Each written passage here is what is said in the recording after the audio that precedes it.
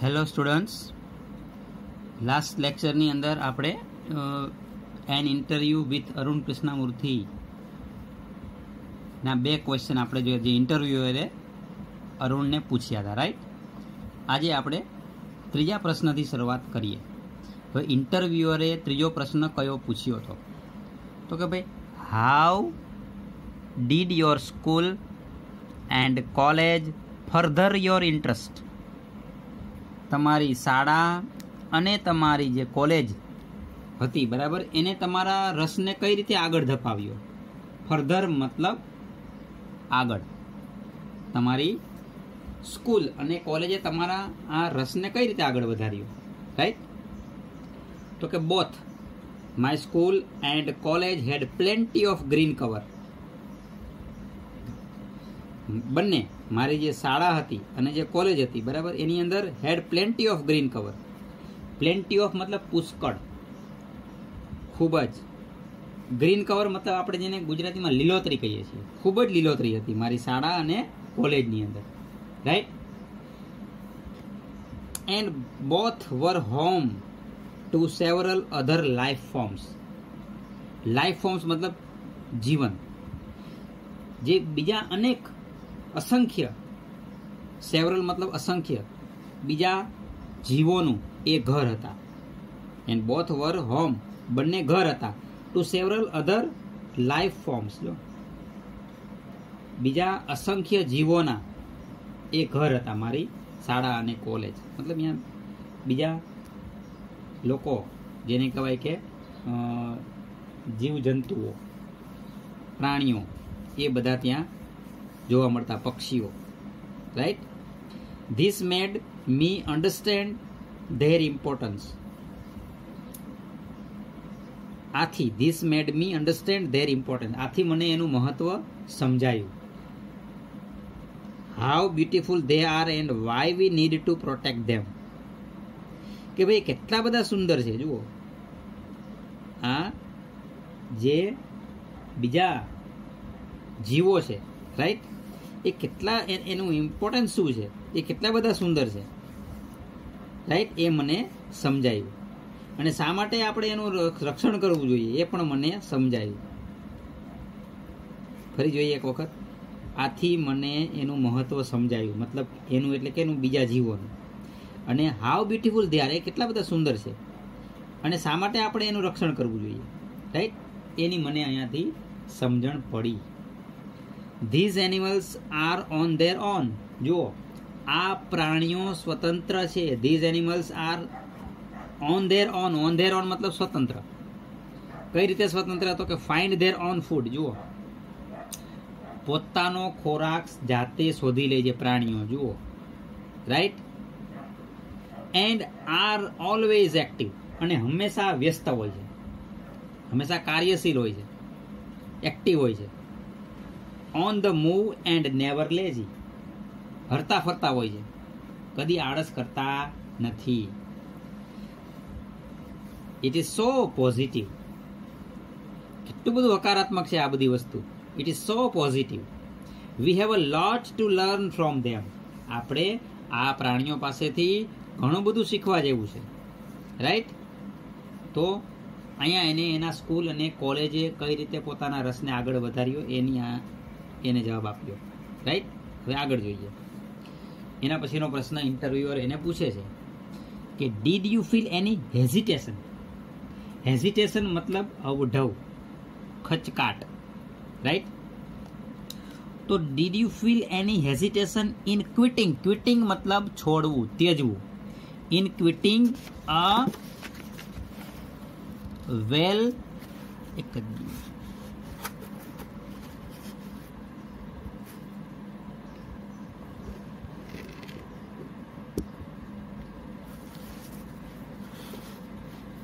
quitting a well-paying job and venturing.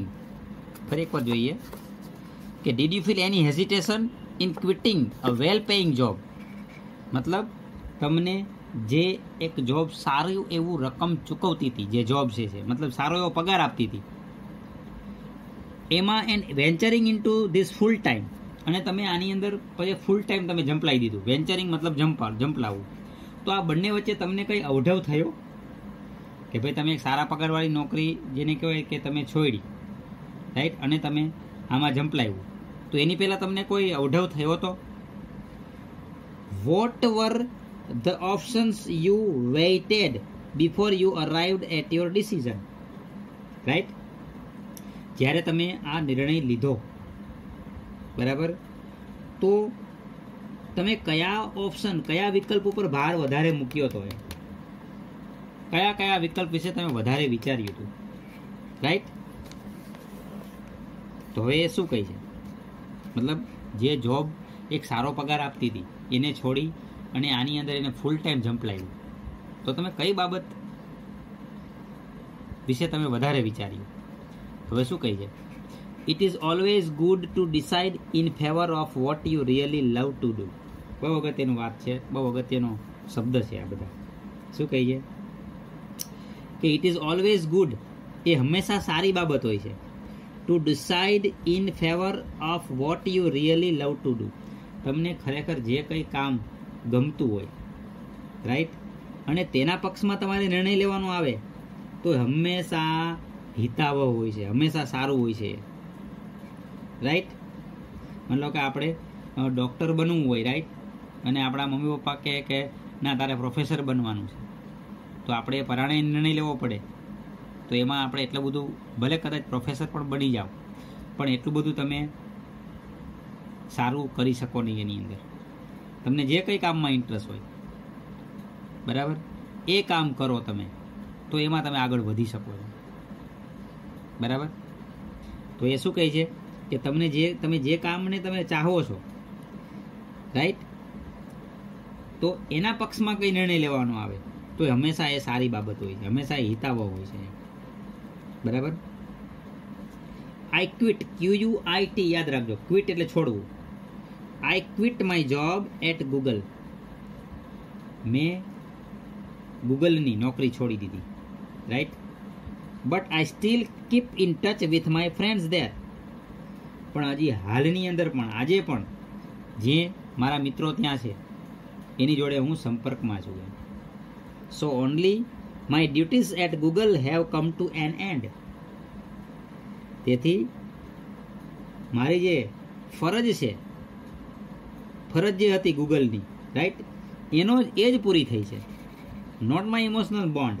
જો મારા જે ભાવનાત્મક જે સંબંધ છે, બોન્ડ મતલબ, એ પૂરા નથી થયા, રાઈટ? જસ્ટ મારી જોબ જ ત્યાં પૂરી થઈ ગઈ છે. એટલે હજુ બધા લોકો જોડે હું ટચમાં તો છું જ. આઈ understand that I had to leave the job at that minute in 2010. જે 2010ની જે ક્ષણે મને સમજાયું કે મારે I had to leave the job, મારે નોકરી છોડવી જ છે, એ મને સમજાઈ ગયું 2010માં. તો એ જ ક્ષણે મને સમજાઈ ગયું કે મારે હવે નોકરી છોડવી જ છે. ઓર એલ્સ, નહીતર, ઓર એલ્સ મતલબ નહીતર, I would never be daring enough to do સો. જો મેં આ કામ ન કર્યું, મતલબ મેં જોબ ન છોડી હોત, તો હું આમ કરવાની, હું અત્યારે હાલ જે કંઈ કામ કરું છું એ કામ કરવાની હિંમત કરી શકત નહીં, રાઈટ? એટલે મને સમજાઈ ગયું કે મારે આ જોબ છોડવી જ જોશે જો મારે પર્યાવરણને લગતું કામ કરવું હોય તો. એટલે મેં જોબ છોડી દીધી. I could not sit back. હું બેસી ના રહી શકું. I could not sit back and enjoy life when environmental damage was happening on such a large scale. પર્યાવરણને જ્યારે આટલા મોટા પ્રમાણમાં નુકસાન થતું હોય, on such a large scale, આટલા મોટા પ્રમાણમાં જ્યારે પર્યાવરણને આટલું નુકસાન થતું હોય, ત્યારે હું I can not sit back, તો હું આરામથી બેસી શકું નહીં, એન્ડ એન્જોય લાઈફ, હું જીવનનો આનંદ માણી શકું નહીં. જ્યારે પર્યાવરણને આટલા બધા મોટા પ્રમાણમાં નુકસાન થતું હોય તો હું જીવનનો આનંદ માણી શકું નહીં, હું શાંતિથી બેસી શકું નહીં, right? I wanted to do something, હું કંઈક કરવા માંગતો હતો, મારે કંઈક કરવું હતું પર્યાવરણ માટે. I wanted to do something and that something need my full attention. મારે પર્યાવરણ માટે કંઈક તો કરવું જ હતું, અને એ કંઈક માટે જુઓ, એન્ડ ધેટ સમથિંગ, અને એ કંઈક માટે નીડેડ માય ફૂલ અટેન્શન, મારા સંપૂર્ણ ધ્યાનની જરૂર હતી એ કંઈકની અંદર. Right. So I left Google for EFI. તેથી મેં EFI માટે થઈ, મતલબ આ સંસ્થા એન્વાયરમેન્ટલ ફાઉન્ડેશન ઓફ ઇન્ડિયા, એને જે સંસ્થાની સ્થાપના કરી હતી એના માટે થઈને મારે અથવા તો મેં ગૂગલ છોડ્યું. Right. Understand? Okay. Next question શું પૂછે છે જોઈએ.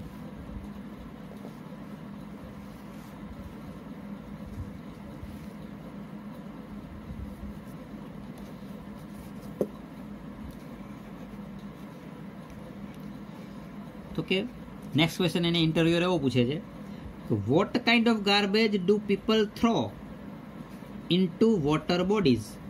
વોટર બોડીઝ મતલબ જળાશયો. Right. What kind of garbage, garbage મતલબ કચરો, કયા પ્રકારનો કચરો ડુ પીપલ થ્રો, લોકો ફેંકે છે, ઇન્ટુ ધ વોટર બોડીઝ, જળાશયોમાં કયા પ્રકારનો કચરો લોકો ફેંકતા હોય છે. How do you deal with the removal of this garbage once you clean the water body? Right? મતલબ તમે જળાશયો સાફ કરો છો ત્યારે તમે આ કચરો કાઢવામાં કઈ રીતે કાઢો છો તમે, અથવા કચરો કાઢવા માટે તમે શું કરો છો. How do you deal with removal of this garbage once you clean the water body? જ્યારે તમે આ જળાશયો સાફ કરો છો, રાઈટ, તો તમે એ કચરાને કાઢવા માટે તમે શું કરો છો. How do you deal with removal of this garbage, તો આ કચરાને તમે કઈ રીતે કાઢો છો. હવે પહેલા પ્રશ્નનો જવાબ આપે છે કે what kind of garbage do people throw into the water bodies. એનો જવાબ આપે છે કે લોકો છે જળાશયોમાં કયા પ્રકારનો કચરો નાખતા હોય છે. રાઈટ. એનો જવાબ આપે છે. શું કહે છે તો કે everything from a diaper to worn out slippers. જુઓ કઈ વસ્તુ એને જોવા મળે છે, કયા પ્રકારનો કચરો લોકો નાખતા હોય છે. તો કે દરેક વસ્તુ, ડાયપરથી માંડીને, ડાયપર મતલબ આપણે જેને ગુજરાતીમાં બાળોતિયા કહીએ, નાના બાળકોને, ડાયપરથી માંડીને તૂટેલા, વોર્ન આઉટ મતલબ તૂટેલા, રાઈટ, જૂના સ્લીપર્સ છે લોકો આ તળાવની અંદર નાખતા હોય છે. We find everything in our lakes. આ બધી જ વસ્તુઓ અમને જળાશયોમાં અમને જોવા મળે છે, તળાવોમાં જોવા મળે છે. This is so disturbing. Right. આ કેટલું આપણને ડિસ્ટર્બ કરે, કેટલી ચિંતા કરે એવી વસ્તુ છે આ. It is so disturbing. આ ખૂબ જ ચિંતાજનક છે. બીકોઝ ઇટ ઇઝ વોટર, કારણ કે આ તો પાણી છે ભાઈ. And water is the basis of life. અને પાણી તો જીવનનો આધાર છે. બેઝિસ મતલબ આધાર અથવા તો પાયો. અને જીવન જીવવા માટે પાણીની જરૂરિયાત આપણે પડે છે. મતલબ પાણી છે તો જીવન છે. રાઈટ. અને water is the basis of life. અને પાણી એ જ જીવન છે. How can we not care for these water bodies? તો આપણે આ જળાશયોની કાળજી કેમ ના લઈ શકીએ? We use this garbage for landfill. જુઓ, અમે આ કચરાનો વી યુઝ ધીસ ગાર્બેજ. હવે એને પેલું કે તમે શું કરો છો, એનું ગાર્બેજને કઈ રીતે કાઢો છો? તો કે we use this garbage for landfill. Right. Landfill મતલબ આપણે જેને કહેવાય કે જમીન જે ખુલ્લી છે એમાં એ લોકો દાટતા હોય. લેન્ડફિલ પુરાણ કરે છે એ કચરાનું, એ જમીનની અંદર. We use this garbage for landfill with no or minimal exposure to the outside environment. જે બહારનું પર્યાવરણ છે એને ઓછામાં ઓછું, મિનિમલ મતલબ ઓછામાં ઓછું, એક્સપોઝર મતલબ નુકસાન થાય બરાબર. એવી રીતે અમે એને દાટીએ છીએ. We ensure that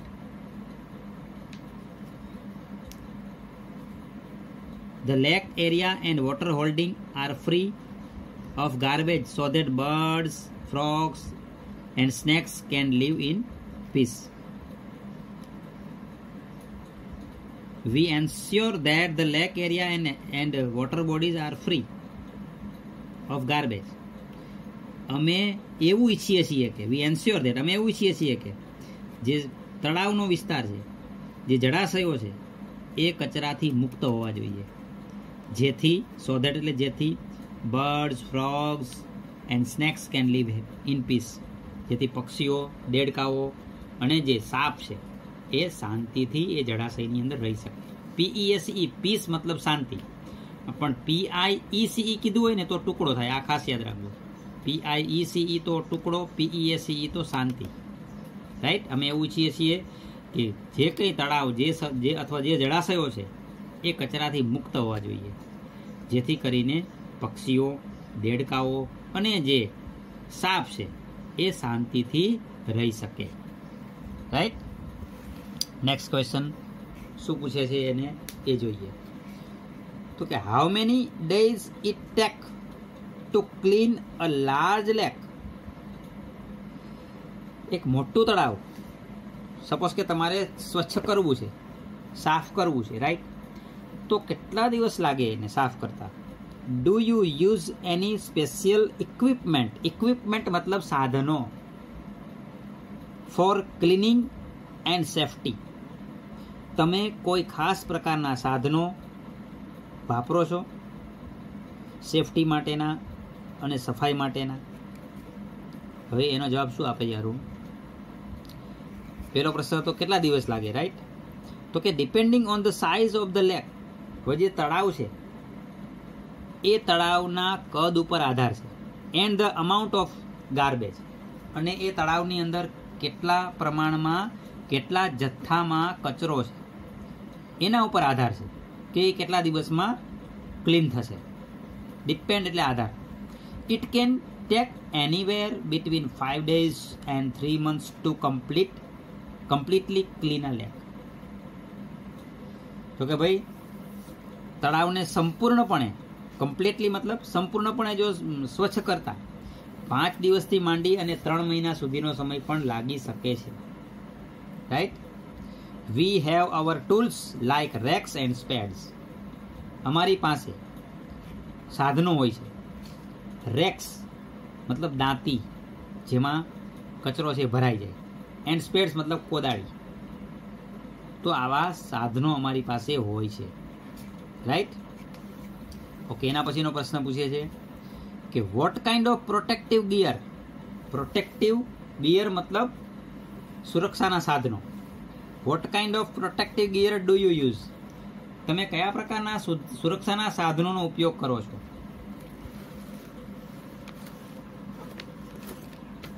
can you describe the cleaning process briefly. તમે જે સ્વચ્છતાની, સફાઈની પ્રક્રિયા છે, રાઈટ, એનું તમે ટૂંકમાં અમને કહી શકશો અથવા વર્ણન કરી શકશો? બ્રીફલી મતલબ ટૂંકમાં. હવે શું કહી છે? તો કે વી વેર નોઝ માસ્ક. જો અમે નોઝ માસ્ક પહેરીએ છીએ. આપણે અત્યારે હાલ જેને કહેવાય કે માસ્કનું ઇમ્પોર્ટન્સ શું છે આપણને ખબર પડી હવે, બરાબર? તો અમે નોઝ માસ્ક પહેરીએ છીએ. Sanitary gloves and carry rakes and spade with which we collect the garbage. અમે સેનેટરી ગ્લોવ્સ મતલબ આપણે જેને કહીએ કે યુઝ એન્ડ થ્રો જે હોય એવા ગ્લોવ્સ પહેરીએ છીએ, અને એના વડે રેક્સ એન્ડ સ્પેડ, કોદાળી અને દાંતી છે એ ઉપાડીએ છીએ. With which we can collect the garbage and dump it into the collection buckets. પછી અમે શું કરીએ છીએ? કચરો ભેગો કરીએ છીએ. કેના વડે? Collect the garbage and dump it into collection buckets. પછી એ કચરાને ભેગો કર્યો, એ કચરાને ભેગો કરીને ક્યાં લઈ જાય છે? એક મોટી ડોલમાં, કલેક્શન બકેટ્સ મતલબ ડોલની અંદર લઈ જાય છે. પછી એ ડોલને ક્યાં લઈ જાય છે? Which we are taken to the garbage truck. પછી આ જે બકેટ છે એને ગાર્બેજ જે ટ્રક છે, મતલબ મોટો જે ટ્રક છે કચરાનો, એમાં એ ડોલને એ લોકો નાખતા હોય છે, ઠલવતા હોય છે. We also use heavy machinery.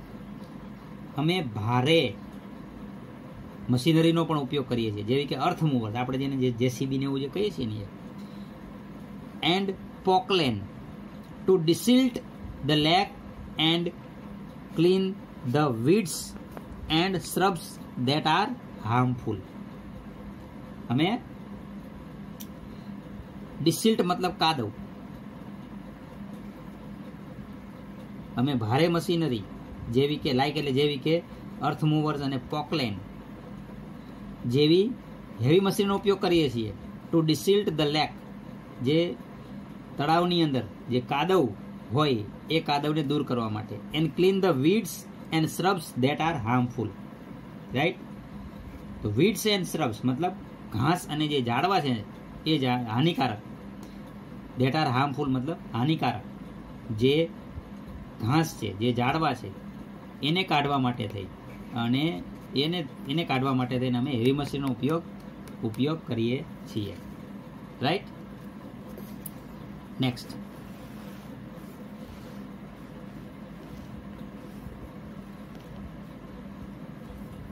એના પછીનો ક્વેશ્ચન શું કહે છે કે વોટ ઇન યોર ઓપિનિયન, મતલબ તમારા મત મુજબ, ઓપિનિયન મતલબ મત, what in your opinion can a children and young adults do for the environment. તમારા મત મુજબ બાળકો અને યુવાનો પર્યાવરણ માટે શું કરી શકે? યંગ એડલ્ટ્સ મતલબ યુવાનો, ડુ ફોર ધ એન્વાયરમેન્ટ પર્યાવરણ માટે શું કરી શકે? What could be a small beginning by all of us in terms of protecting the environment. Right? શું કહે છે? What could be a small beginning, એક નાની શરૂઆત શું હોઈ શકે? By all of us in terms of protecting environment, પર્યાવરણને આપણે રક્ષણ કરવું છે. રાઈટ? તો એની નાની શરૂઆત શું હોઈ શકે આપણા માટે? શું હોવી જોઈએ? તો એનો જવાબ આપે છે તો કે firstly we all stop throwing trash outside our homes. પહેલી કન્ડિશન તો એ છે કે પહેલાં તો આપણે ઘરની બહાર જે કચરો નાખીએ છીએ એ આપણે પહેલાં તો બંધ કરી દેવો જોઈએ. રાઈટ? આપણે જોઈએ તો આપણા ગાંધીનગરની અંદર મોટાભાગે આપણે ત્યાં પેલી વાન આવતી હોય છે, બરાબર, કચરાની, બરાબર. પહેલાંના સમયમાં આવું નહોતું, આજથી 7-8 વર્ષ 10 વર્ષ પહેલાં એવું નહોતું, બરાબર. તો એક આપણા એરિયા જે છે એ એરિયામાં થોડે દૂર એક મોટું, જેને કહેવાય કે કચરા પેટી હોય અને લોકો ત્યાં કચરો નાખવા જાય. પણ મોટાભાગે શું કરે કે કચરો છે એ કચરા પેટીમાં ના હોય અને મોટાભાગે લોકો બહાર નાખીને જતા રહે, બરાબર. તો પહેલાં તો શું કહે છે, firstly we should all stop throwing trash outside our homes. ઘણા લોકો ઘરની બહાર પણ ફેંકી દેતા. તો પહેલાં તો આપણે ઘરની બહાર કચરો ફેંકવાનું બંધ કરવું જોઈએ. Right? Next we should reduce the amount of trash we generate. જુઓ, બીજું પછી સ્ટેપ શું છે ભાઈ? આપણે જે કચરા જે છે મોટાભાગે આપણે જે નેક્સ્ટ વી શુડ રિડ્યુસ, ઘટાડવું જોઈએ. The amount of trash we generate, આપણે જે કચરો ઉત્પન્ન કરીએ છીએ એ ઘટાડવો જોઈએ. Straws, right? સ્ટ્રોઝ, ટીસ્યુ,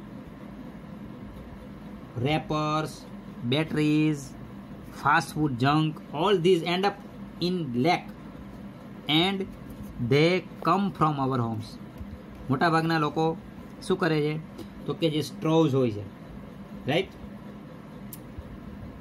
પછી ટીસ્યુ પેપર હોય આપણે મોટાભાગે, પછી રેપર્સ હોય કાગળ વીંટાળવાના કે સફાઈ કરવાના, બેટરીઓ હોય, રાઈટ, પછી ફાસ્ટ ફૂડ જંક, તો જે વધેલું જે ફાસ્ટ ફૂડ છે આ બધી જ વસ્તુઓ છે એ લોકો તળાવમાં નાખતા હોય છે અને આવે છે ક્યાંથી? And they come from our home. અને આ બધી વસ્તુ આપણા ઘરમાંથી જ આવે છે. જુઓ, if we can reduce the amount of garbage at home, જો આપણે ઘરમાં જે કચરો ભેગો કરીએ છીએ, બરાબર, એનું જો પ્રમાણ ઓછું કરી શકીશું, and if we can dispose all garbage safely, અને બધો જ કચરો છે એનો સલામતીપૂર્વક નિકાલ કરીશું, that it self is a great deal. તો પણ એક બહુ મોટું કામ છે.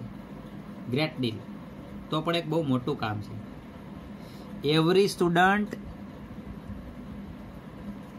Is welcome to volunteer with us in helping the environment. જુઓ, પર્યાવરણની મદદ કરવા માટે દરેક વિદ્યાર્થી અમારી સાથે સ્વેચ્છાએ કામ કરવા આવે છે તો એનું અમે સ્વાગત કરીએ છીએ. એવરી સ્ટુડન્ટ ઇઝ વેલકમ, દરેક વિદ્યાર્થીનું અમે સ્વાગત કરીએ છીએ. ટુ વોલન્ટિયર, સ્વેચ્છાએ આવે છે, વિથ અસ, અમારી સાથે જોડે, પર્યાવરણની મદદ કરવા માટે જે વિદ્યાર્થી અમારી જોડે જોડાય છે તો અમે એનું સ્વાગત કરીએ છીએ. Next, how much time do school going children need to devote. શાળાએ જતા જે બાળકો છે, રાઈટ, એ કેટલો સમય આપી શકે? In say a week for an environment cause. Environment cause મતલબ પર્યાવરણ માટે. તો શાળાએ જતા જે બાળકો છે એ કેટલો સમય આપી શકે? અઠવાડિયામાં આપી શકે અથવા તો આપવો જોઈએ, બરાબર. હવે શું કહે છે અરુણ? તો કે 4 hours અ વીકેન્ડ. જો મતલબ શનિ રવિ, વીકેન્ડ મતલબ શનિ રવિ, અઠવાડિયાના અંતે 4 કલાક. That is 2 hours on Sundays and 2 hours on Saturday. વીકેન્ડમાં 4 કલાક, એમાં 2 છે રવિવારે અને 2 કલાક છે શનિવારે.